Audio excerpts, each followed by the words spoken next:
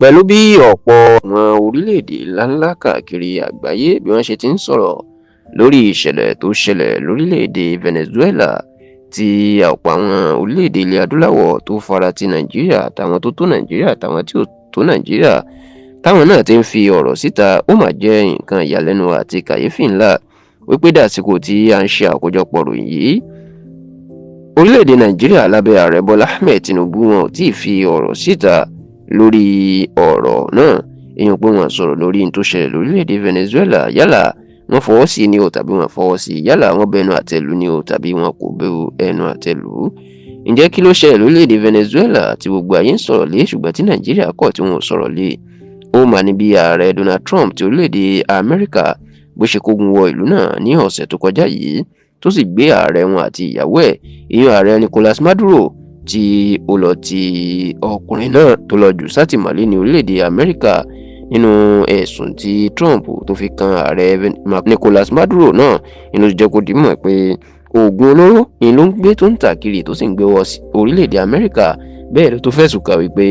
ó ń tẹ ẹ̀tọ́ ọmọnìyàn lójú báṣubàṣu, tó ń pa àwọn èèyàn nípakúpa, tó sì tún ní àwọn ikọ̀ afẹ̀míṣòfò tí ó ń darí lórílẹ̀-èdè Venezuela. látìgbà tí Trump tó ti gbé odidi ààrẹ orílẹ̀-èdè tó fi ṣẹ́kẹ́ṣẹkẹ̀ sí lọ́wọ́ tó sì jù sí àtìmọ́lé, ìní ariwo ńlá mà ti gba gbogbo orígun àgbáyé tó sì jẹ́ pé ọ̀pọ̀ orílẹ̀-èdè tó wà lágbàáyé ìní wọ́n ń sọ̀rọ̀ bá ṣe rí àwọn tó ń bu ẹnu àtẹ́lu Trump láàrí àwọn tí wọ́n kàn ń béèrè tí wọ́n ń bẹ̀bẹ̀ fún àlàáfíà pé kan gba àlàáfíà láàyè. ṣàòbírù nǹkan bẹ́ẹ̀ tó bá ṣẹlẹ̀ lórílẹ̀-èdè ní àgbáyé, orílẹ̀-èdè Nàìjíríà náà máa ń fi ọ̀rọ̀ síta tí wọn yóò sọ ipò wọn lórí ọ̀rọ̀ náà, ìyún yálà wọ́n takò tàbí fọwọ́ sírù nǹkan bẹ́ẹ̀. ṣùgbọ́n dàsìkò tá a ṣàkójọpọ̀ rò yìí, orílẹ̀-èdè Nàìjíríà lábẹ́ Tinubu kò máa sọ̀rọ̀ lórí ohun tó ṣẹlẹ̀ ní orílẹ̀-èdè Venezuela yìí. ìwádìí tẹlifíṣàn Yorùbá tó gbọ́ pé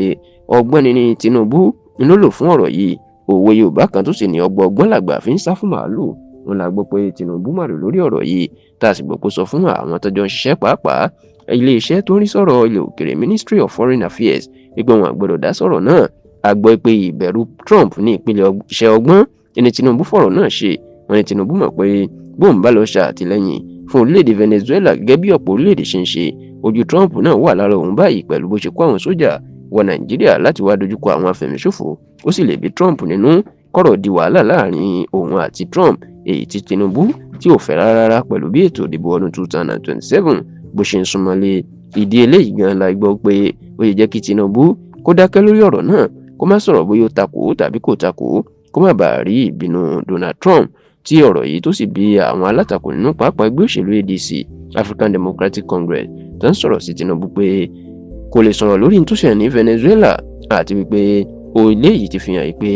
ààrẹ tó lójú tí ẹ̀rù ń bà nítorí pé ẹ̀rù Donald Trump ló bà á ló fi dákẹ́ tí ò lè sọ̀rọ̀ mọ́ báyìí.